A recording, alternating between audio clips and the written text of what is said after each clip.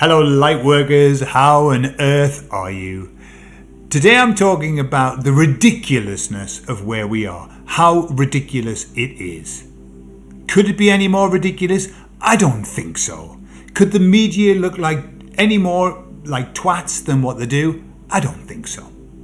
So, I'll tell you all about it on the other side.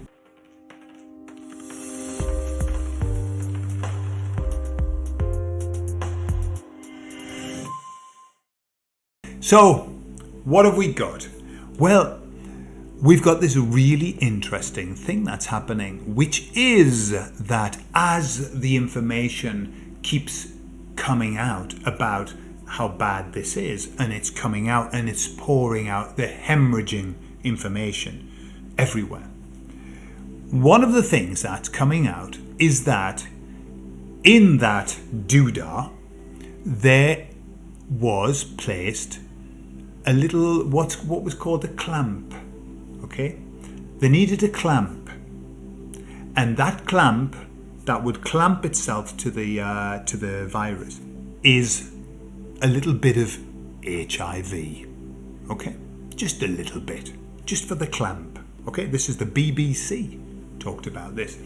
So, and that's obviously going viral, right? So we've got two interesting situations going on. One is in the south. If the world's round, I've been conditioned to do that. Australia at the bottom, okay, but who knows? It might be there. Australia here, and the upper. So in the UK, what we've got is the royal family now, Prince Harry, I think, saying, get yourself tested for AIDS. We never know. It's a silent killer. We never know. Check yourself out. Get tested. All right. So in the UK, they're telling everyone to get tested for AIDS because you never know. You could have it. In Australia, they're telling everybody that we used a little bit of HIV. And what that's doing is that's giving false positives to everybody who's been vaccinated. And then they did this little show, like false positives. It's just a false positive. It's not HIV. And then a lady representative of humankind, the entire Australian population. One lady who was clearly an actress, if you're allowed to say that these days, or a lady actor. She came out and said, "Yeah, I hear what they're saying, but it doesn't concern me at all. I'm totally confident in the fact that they know what they're doing." Yeah, and that was it. End of story. She's confident, so all of the millions of Australians should also be confident. It's just a false positive.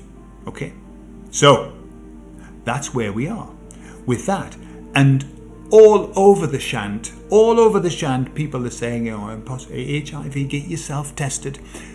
Meanwhile, the French scientist who was involved very in the early days with the whole AIDS thing, has just died. And it was only 2 weeks before that he said, if you've had 3 doodahs, get yourself tested for HIV and then sue your government. That's what he said. Okay? Why? Because he knew. And now he's dead. Alright, he was quite old, but too many people die, don't they?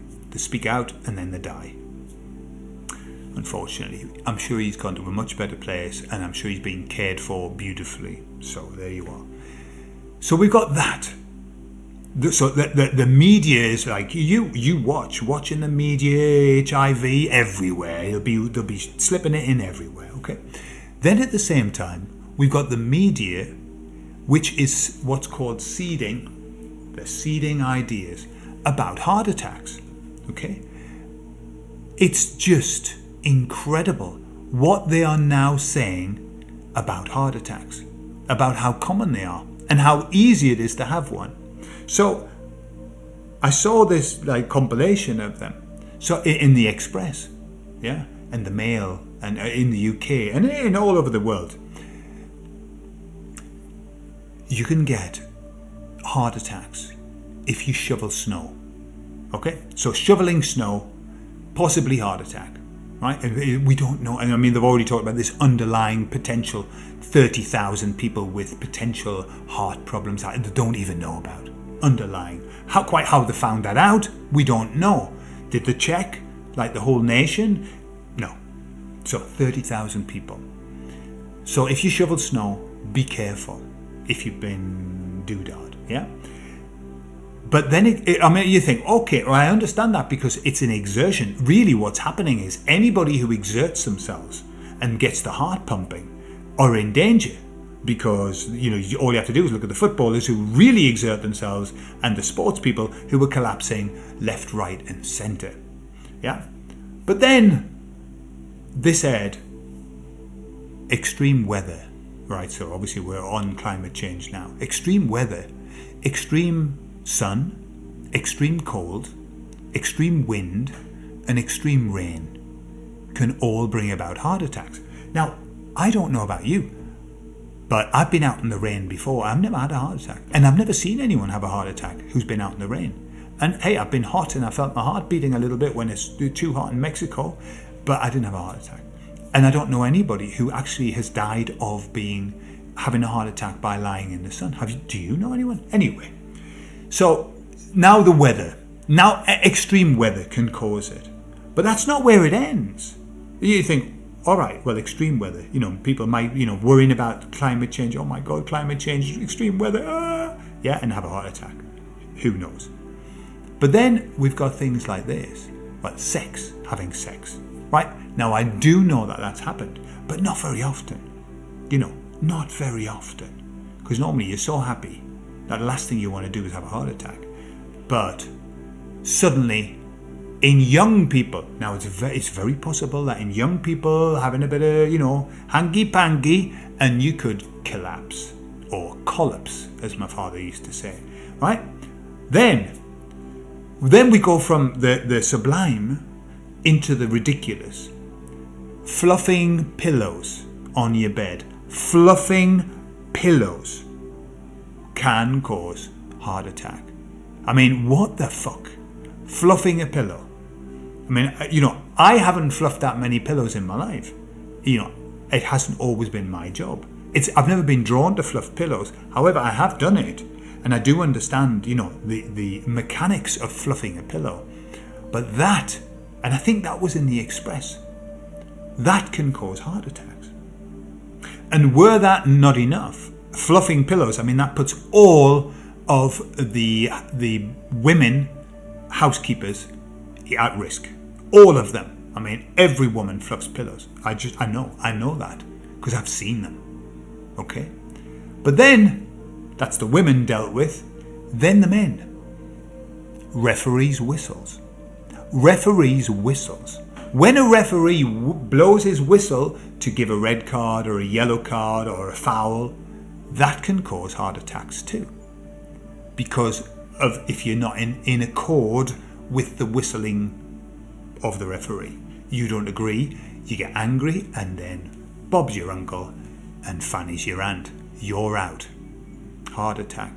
So that's where we are. Now, the media have always looked like twats to me, as long as I can remember. But I have never seen anything as twatful as what they're doing at the moment. I mean, it is beyond the pale. It's into woo-woo land. They've moved into woo-woo land. Now, my question is, the people, the normies, the sleepers, are they reading that and taking it seriously? Are they reading that and thinking, oh my God, that's the last pillow I'm ever going to fluff in my life? Yeah? Or men going to the football matches going, no, I don't want to hear, I don't want to hear the blowing of the whistle, I might be off. Yeah? Will they take that seriously? I mean, it's possible. I know some will because there's always a group of total idiots for everything. But, are the media trying to look like twats? Or are they actually, who is telling them to write this kind of shit? Who's telling them to write this kind of shit? And, is it going to do them any good? When they do the surveys about what people think of the media. Ooh, they're not doing so well. Ooh, they're not doing so well. Ooh, they're doing really badly. And good for them. Good. I'm pleased. Because personally, when it comes to the media, fuck them. Yeah? And let's hope that when the Chinese awake, that they go rampaging around the world and seeking revenge from the people who have done these pillow fluffing, referee whistleblowing, rainy stories about heart attacks. Yeah. So there you are. Have a lovely weekend, and I'll see you next week. I love you all.